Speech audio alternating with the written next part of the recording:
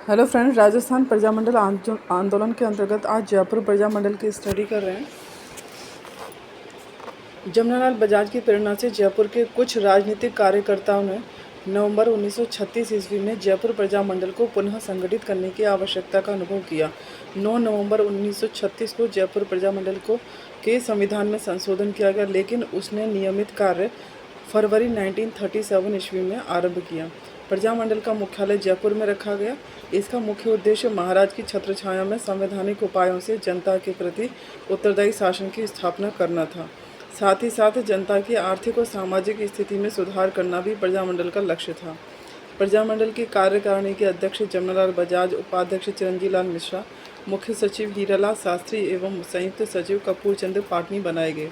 वनस्थली के प्राय सभी कार्यकर्ता जैसे चंद्रशेखर भट्ट, कल्याण शर्मा, वीरेंद्र चौहान, धीरेन्द्र सिंह भदौरिया, बद्रीनाथ खुंगेटा, हनुमान शर्मा आदि प्रजामंडल कार्य करने लगे। कई किसान कार्यकर्ताओं जैसे लादूराम जोशी, टीकाराम पारीवाल, पूर्णचंद्र जैन, रामकरण जोशी आदि ने भी प्रजामंडल के कार्य में अपना पूरा सहयोग दिया।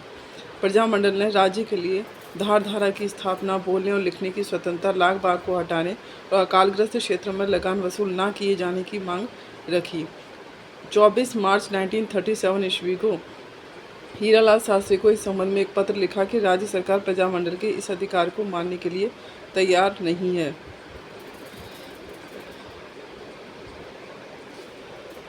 प्रजामंडल का कार्य तेजी से बढ़ने लगा। प्रजामंडल का प्रथम अधिवेशन 8 से 9 मई 1938 ईस्वी को सेठ जमनादास बजाज के सभापतित्व में करना तय किया गया। बजाज मूलतः सीकर निवासी थे और उस समय भारतीय राष्ट्रीय कांग्रेस के कोषाध्यक्ष भी। समय समय पर प्रजामंडल की ओर से अपने प्रथम अधिवेशन का प्रचार करने हेतु पर्चे निकाले गए। सालाना जलसों की धूम नामक पर्चे में लिखा था, नथमल के कटले में आया करो, जलसे की खुशियाँ मनाया करो। इस अवसर पर कस्तूरबा गांधी जयपुर आईं। उन्होंने प्रजामंडल के अधिवेशन के बाद 10 मई 1938 ईस्वी को साय नथमल के कटले में स्त्रियों की विशेष सभा को संबोधित किया। अधिवेशन के अवसर पर जयपुर की कला, कारीगरी और उद्योगों की एक प्रदर्शनी भी लगाई गई। अधिवेशन में लगभग 3 से 4 हजार महिलाओं ने भाग लिया। इसमें वनस्थली की छात्राएं भी शामिल थीं। जयपुर द्वारा प्रजामंडल का बढ़ता हुआ प्रभाव राज्य सरकार की आंखों में खटकने लगा। तत्कालीन प्रधानमंत्री सर बीचम सेंट जॉन ने दमनकारी कानूनों, विज्ञप्तियों और आज्ञाओं की एक झड़ी सी लगा दी। सर्वप्रथम 30 मई 1938 ईस्वी को एक असाधारण गजट प्रकाशित कर यह घोषणा की गई, कोई भी संस्था सरकार से पंजीकरण कराए बिना कार्य नहीं कर सकती। गजट में प्रकाशित एक्ट के अनुसार प्रजामंडल पर एक प्रकार से प्रतिबंध लग गया।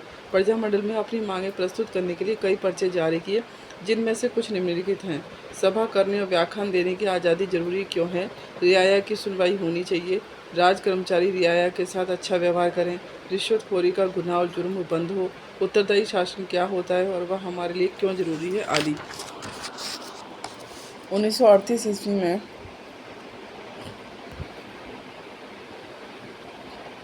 1938 ईस्वी के अंतिम दिनों में जयपुर राज्य के कुछ भागों में अकाल पड़ गया। शीघ्र ही प्रजामंडल ने अकाल राहत कार्य आरंभ कर दिए। राजस्थान चरखा संघ ने भी अकाल राहत कार्य में प्रजामंडल की मदद की। 29 दिसंबर 1938 में उन्हें सवाई माधोपुर स्टेशन, जहां से जयपुर राज्य रेलवे सेवा आरंभ होती थी, पर ही रोक लगा दिया गया और आदेश दिया कि वे बिना आज्ञा रियासत में प्रवेश न करें। अतः बरजा ने यह घोषणा की कि वे दिनांक 1 जनवरी 1939 ईस्वी को राज्य के आदेश का उल्लंघन करते हुए सत्याग्रह आरंभ करेंगे। जमनालाल बजाज ने यह चेतावनी दी थी कि 31 जनवरी 1939 ईस्वी तक उनकी प्रार्थना स्वीकार नहीं हुई तो वे निषेधाज्ञा तोड़कर जयपुर रियासत में प्रवेश करेंगे। इस पत्र का मसौदा स्वयं गांधी जी ने तैयार किया। राजकोट के बैरिस्टर P.L. चूड़कर ने जयपुर सरकार को राज्य में बजाज की प्रवेश निषेधाज्ञा को वापस लेने की आज्ञा दी। गांधी जी ने 26 जनवरी 1939 को वायसराय को एक गुप्त पत्र लिखा। उसमें उन्होंने बताया कि जयपुर का विदेश मंत्री जमनालाल बजाज, जो एक नामी महाजन, परोपकारी, समाज सुधारक और एक सामाजिक राजनीतिक संस्था का अध्यक्ष है, उसका दमन करने की ठान चुका है। उन्होंने आगे कहा कि बजाज का केवल एक ही अपराध है, महाराज की छत्रछाया में उत्तरदायी शासन की स्थापना करना। 2 फरवरी 1939 को जयपुर प्रजामंडल ने चौड़ा रास्ता में एक सभा का आयोजन किया। इसे चिरंजीव लाल मिश्रा, हंस डी राय और चिरंजीव लाल अग्रवाल ने संबोधित किया। 5 फरवरी को सर्वप्रथम चिरंजीव लाल मिश्रा के नेतृत्व में सत्याग्रही जत्था निकाला। 5 मार्च 1939 को हीरालाल शास्त्री की पत्नी रत्ना देवी के नेतृत्व में गिरफ्तार हुए। 1 मार्च 1939 को जयपुर सत्याग्रह किसान दिवस मनाने का निश्चय किया, जो सर्वत्र बड़े उत्साह से मनाया गया। जयपुर सत्याग्रह किसान दिवस 1 मार्च 1939 को। महात्मा जी ने अपने संदेश में कहा कि जयपुर का आंदोलन पूर्ण रूप से अहिंसात्मक चल रहा है। यह खुशी की बात है कि जयपुर के कार्यकर्ता भीड़ पर नियंत्रण रखने का पूरा प्रयत्न कर रहे हैं। 12 मार्च 1939 को जयपुर दिवस मनाने की घोषणा हुई। जयपुर दिवस मनाया गया। इस अवसर पर दिल्ली में भोला भाई देसाई और श्रीमती सरोजिनी नायडू ने गांधी चौक में जनता को संबोधित किया। सत्याग्रह के स्थगन के समय प्रजामंडल ने यह शर्त रखी कि ब्रिटिश प्रधानमंत्री मिस्टर मिचम के स्थान पर हिंदुस्तानी प्रधानमंत्री नियुक्त किया जाए। जयपुर सरकार ने बीचम के स्थान पर राजा ज्ञाननाथ को नया प्रधानमंत्री बनाया। वह भी उतना ही जन विरोधी था जितना पर सर बीचम। सरकार ने अंततः बाजार और प्रजामंडल के अन्य कार्यकर्ताओं को 12 अगस्त 1939 को रिहा कर दिया।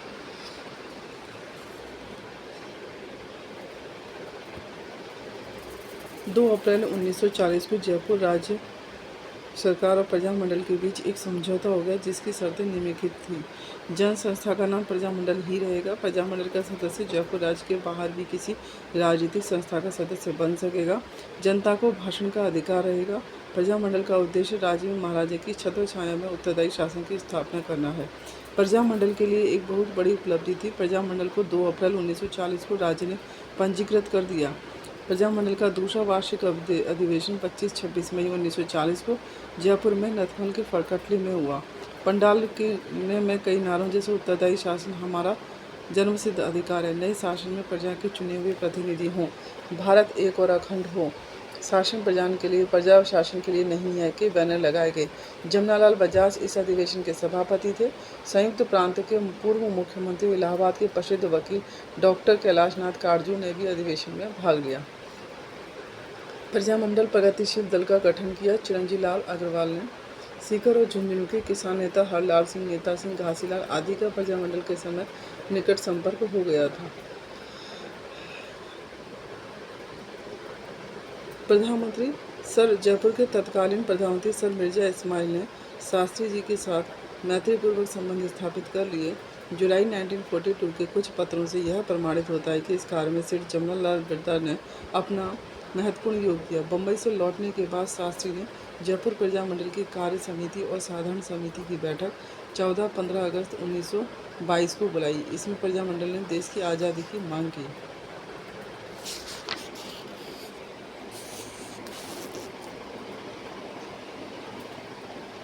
बाबा हरिश्चंद्र और उनके सहयोगियों ने प्रजामंडल की समझौतावादी नीति का खुला विशेष किया। उन्होंने एक नए संगठन आज़ाद मोर्चा की स्थापना कर आंदोलन का सुभस्य कर दिया। आज़ाद मोर्चा का कार्यकाल गुलाब चंद कासलीवाल के घर पर स्थित था। हीरालाल शास्त्री बड़े असमंजस की स्थिति में थे। उन्होंने साहस बटोरकर 16 सितंबर 1922 को मिर्जा इस्माइल को एक पत्र लिखा। उसमें लिखा था कि वे व्यवस्था और परिस्थितियों में बाध्य होकर आंदोलन आरंभ कर रहे हैं, क्योंकि जनता इसके लिए बेचैन है। सर मिर्जा इस्माइल ने उन्हें पत्र भेजकर आंदोलन न करने की सलाह दी और वार्ता के लिए आमंत्रित किया। इसे जेंटलमैन समझौता कहा गया।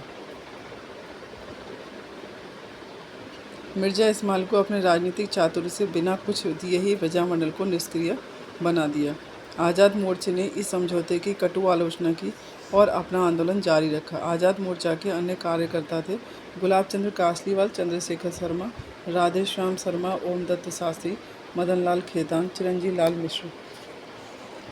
जेंटलमैन समझौते के ये कुछ पॉइंट्स थे।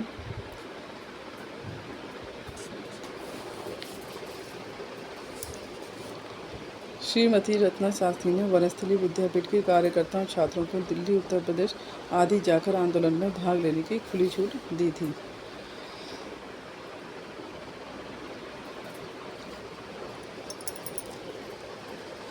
प्रजामंडल का 7वां अधिवेशन 3 से 4 जून 1945 को दौसा में सीकर के लादूराम जोशी की अध्यक्षता में हुआ। सितंबर 1945 में नए व्यवस्थापक मंडल का उद्घाटन हुआ और उत्तरदायी सरकार के लक्ष्य की नीति के अनुसरण में मंत्रिमंडल में प्रधानमंत्री सहित 5 सदस्यों में एक मंत्री की धारा सभा में बहुमत प्राप्त दल में से नियुक्ति की गई।